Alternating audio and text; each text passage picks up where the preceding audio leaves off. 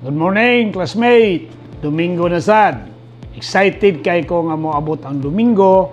I hope kamong mga classmate excited sad mo nga Domingo na pod karon. Karong Domingo ha, ako mo hangyoon. Humana gyud ninyo kining akong vlog. Daghan mo pagtulunan nga mapupo niini. Basin dinhi mo angat ang inyong panginabuhi. Mga classmate, nakita ninyo ni, box ning ni ani, na naka-print na cash. Pag moingon gani tag cash, literal, kwarta nang naana. Apan, kining niyang maong box, pwede ning mapuno ang kwarta. Kung kahibaw ka, unsay kahulugan sa pulong nga cash. Ako na ning gi-share ninyo, mao ni usa sa akong sekreto. Nganong niangat ang akong panginabuhi. Tungod kay gina-practice nako ni sa akong matag adlaw-adlaw nga pakigbisog sa kinabuhi. Kaning maong box ang pangutana, nabay son nga kwarta ning maong box. Dapat mga classmate, nagyog kay mabutang nga kwarta matag adlaw, matag kinsena o matag bulan aning maong box. Naay kwarta. Kay sa kinabuhi manggod nato, tanang tao nangandoy ta makwartahan. Tungod kay ang tao nga naay kwarta, mao tong tao nga ruhay og panginabuhi. Pero ang tao nga way kwarta maka-experience og miserable nga panginabuhi. Muna ato ning tun-an mga classmate nga dili miserable ang atong panginabuhi. Kaning word na cash dapat nakahibaw ta ani. Gihimuan ko ni og acronym. Tanawar ko ninyo. Unsay bot pasabot aning cash? Cash means confidence, ability, skill in hard working. Na ninimo ma-practice ninimo iso diri sa imong utok. Ang imong isod lang sa imong bulsa o diri sa may box kwarta nga tinuod. Pero samtang dili nimo ni ma-practice, mahimong dili ka makakwarta. Mao ni akong hisgutan, mao ni atong subject matter karong Domingguha. Ang akong mga sekreto ako na ning gipaambit diha ninyo. Tungod kay daghan mangutana nganong nag-asinso kuno ko or moingon nga destiny na gyud na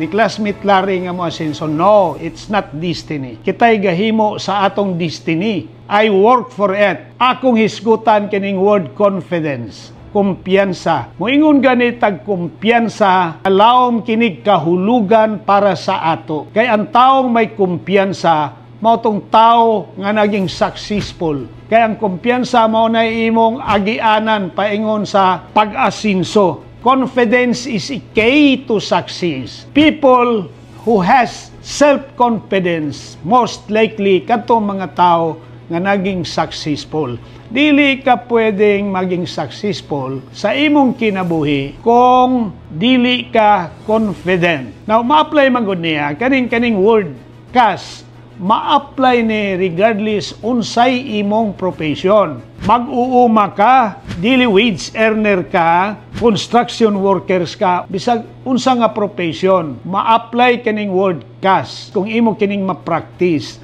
Pinaka-importante mga classmate, makuha lang nimo ang kumpiyansa kung duna kay salig sa imong kaugalingon.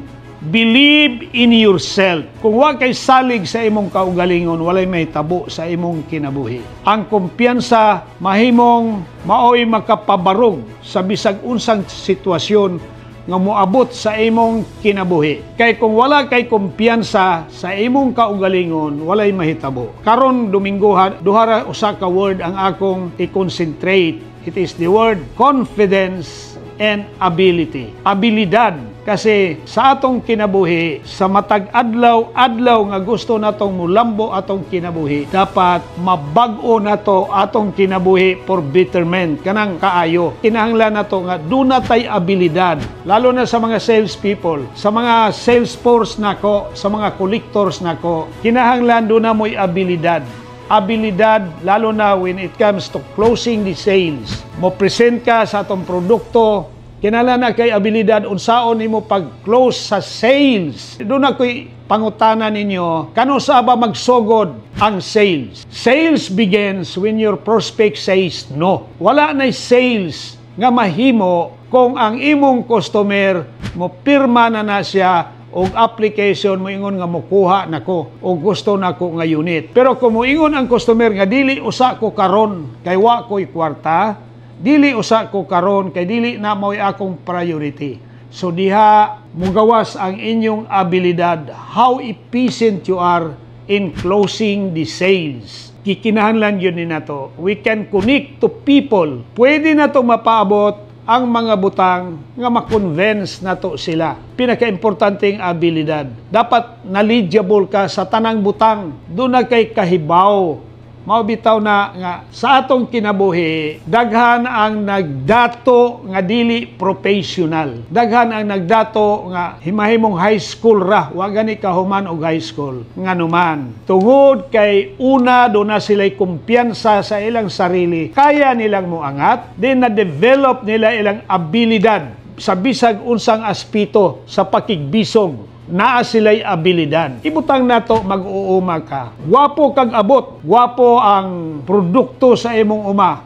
Nganong ingon ana ang nahitabo. Tungod kay duna kay abilidad. Duna kay kumpiyansa nga imong gihimo maayo ang yield o abot sa imong produkto. Duna kay abilidad nga ang imong produkto dili agian og dangan. The same gihapon sa laing profesyon. Gikinahanglan nato nga doon na tayo abilidad. Mga classmate, sunod semana ang akong hisgutan, kining word na skill o hard working. Dili man nako pwedeng hisgutan tanan, kining duha lang kabagay ang akong gihisgutan karon mga classmate. Pero wa pa mo kadungog, nga gibutangan og acronym ang word na CAS. Ako pa ang naghatag og kahulugan sa word na CAS, applicable ni in any walks of life. Classmate, manghinaot ko, nahuman yun ninyo kining akong vlog karon, di na nako tason, sa kanunay ako magaingon, kung ikaw may pangandoy, may handom sa kinabuhi, trabaho salig sa Dios ug labaw sa tanan, salig sa imong kaugalingon. Good morning, classmate.